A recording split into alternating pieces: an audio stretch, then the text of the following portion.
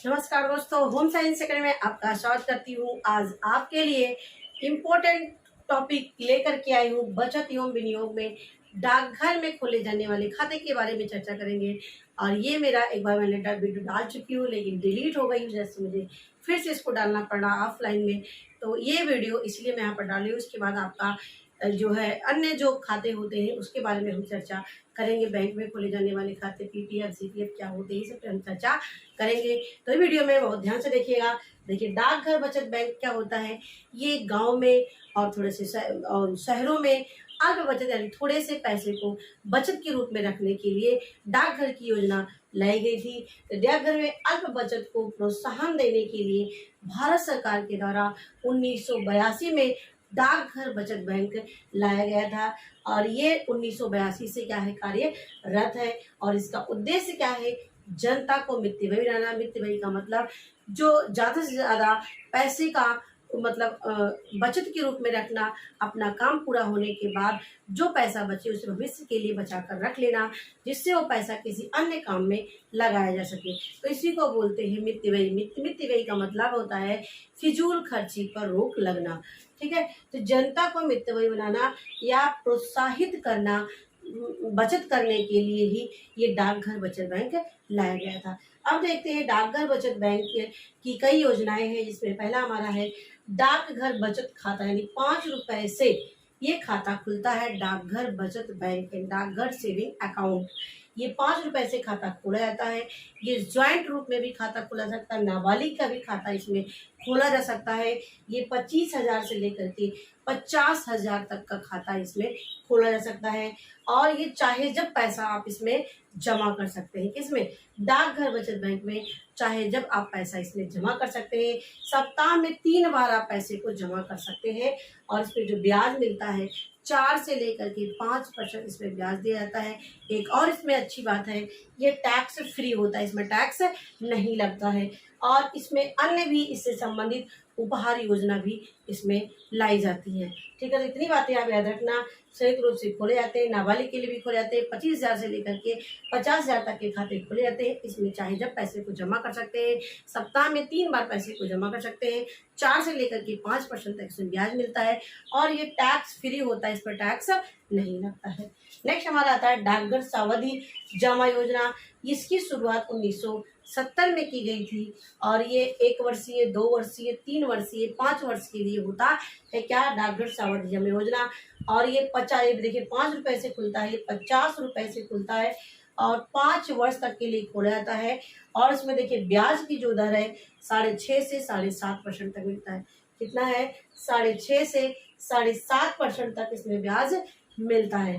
ठीक है, और ये जो होता है 10,000 तक इस पर टैक्स नहीं लगता। लेकिन जब 10,000 के ऊपर उसमें पैसे होते हैं खाते में तो उस पर टैक्स लगना शुरू हो जाता है।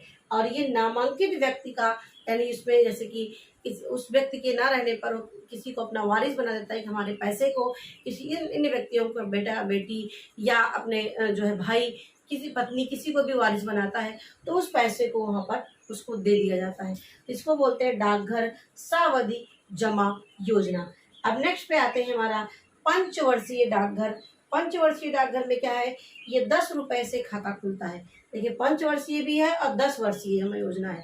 5 वर्ष के लिए भी खोला जाता है आवर्ती जमा योजना और 10 वर्ष के लिए खोला जाता है। इसका मतलब होता है कि उसमें से 5 वर्ष तक आप पैसे को जमा कर सकते हैं और फिर उसके बाद उसमें निकाल नहीं सकते। 5 वर्ष तक पैसा उसमें जमा होता है। ठीक है, और इसमें चक्रवृद्धि ब्याज मिलता है। देखिए, इसमें तो वैसे नॉर्मल ब्याज मिलता है, इसमें चक्रवृद्धि ब्याज मिलता है। और जो व्यक्ति जमा कर रहा होता है उसकी अश्वमेध मृत्यु हो जाने पर उसका जो और पैसा है वो उसके उत्तराधिकारी को जितना बनता है पैसा, ब्याज सहित, चक्रवृद्धि ब्याज सहित उसको मिल जाता है। तो ये हो गया आपका डाकघर बचत योजना, डाकघर सावधि जमा योजना और पंचवर्षीय डाकघर आवर्ती योजना। और इसी तरह से 10 वर्षीय पंचवर्षीय योजना खोली जाती है। इसमें भी आपका चक्रवृद्धि ब्याज दिया जाता है। इतनी चीजें यहाँ पर हो गई। अब मेन पॉइंट पे आते हैं जहाँ से आपके क्वेश्चन यहाँ पूछे जाते हैं। एनएससी का फुल फॉर्म क्या होता है? राष्ट्रीय बचत पत्र होता है। एनएससी का फुल फॉर्म राष्ट्रीय बचत पत्र होता है और इसको बोलते हैं नेशनल सेविंग सर्टिफिकेट। क्या कहते हैं इसको? नेशनल सेविंग सर्टिफिकेट कहते हैं। और ये क्या है? ये भी अल्प बचत को प्रोत्साहन करने के लिए, छोटे छोटे पैसे को इकट्ठा करके जब उसको एक तरीके से पूंजी बनाने के लिए, जिससे उस पूंजी को हम किसी बड़े काम में, किसी उद्योग में हम लगा सकते हैं, तो इसके विकसित करने के लिए राष्ट्रीय बचत पत्र योजना आई थी। किस कहाँ पे खोला जाता है? डाकखाने में खोला जाता है, बैंक में नहीं खोला जाता है। ये भी याद रखना, क्योंकि ये क्वेश्चन एग्जाम में बनते हैं। एनएससी खाता खुलता है कहाँ पर? बैंक में, डाकखाने में, कि दोनों में? तो आप याद रखना डाकखाने में खोला जाता है। ठीक है, तो डाकखाने में खोला जाता है और इसमें ब्याज सहित धन प्राप्त हो जाता है जितने समय का वो लिए रहते हैं। इसका टाइम भी होता है 1 वर्ष के, 2 वर्ष, 3 वर्ष, 7 साल, 8 साल, इसका फिक्स होता है। इतने साल में आप उसको एनएससी आप सर्टिफिकेट कागज मिलता है और उस कागज में आपका रजिस्ट्रेशन नंबर, नाम, पता, कब कब आपका वो पूरा होगा, कितने का है, आपने खरीदा है उसको, सारा ब्यौरा उस एनएससी में लिखा होता है। उस कागज को संभाल के रखना पड़ता है। लेकिन यदि बाय द वे खो जाता है तो आपका दूसरा भी बना सकता है, लेकिन रजिस्ट्रेशन नंबर आपको अलग से नोट करना पड़ेगा। उस रजिस्ट्रेशन नंबर से आपके खाते की जानकारी जो है डाक खाने से मिल जाती है। तो ये चीज़ें आपका है। और यदि आपको समय से पूर्व निकालना हो तो समय से पूर्व पैसे को निकालना है तो 3 साल बाद आप निकाल सकते हैं उस पैसे को। किसका? एनएससी से। और उसमें जब निकालेंगे उस ब्याज में कमी हो जाएगी। जितना आपको ब्याज मिलना चाहिए उससे जब आप पहले से निकाल लेंगे उसके ब्याज में, उसके इंटरेस्ट में कमी हो जाएगी और जो धन मिलेगा टोटल मिला करके उसमें भी कमी हो जाएगी। तो इसीलिए इसको पूरा होने पर ही निकाला जाता है। तो ये चीज़ें हो गई। अब है आपका 6.5 वर्ष में दुगना हो जाता है। पहले क्या होता था कि जो एनएससी का पैसा जितना आपने 10,000 लगाया है तो 6 साल, 6.5 साल में 20,000 हो जाता है। लेकिन अब इसके नियम चेंज हो गए हैं।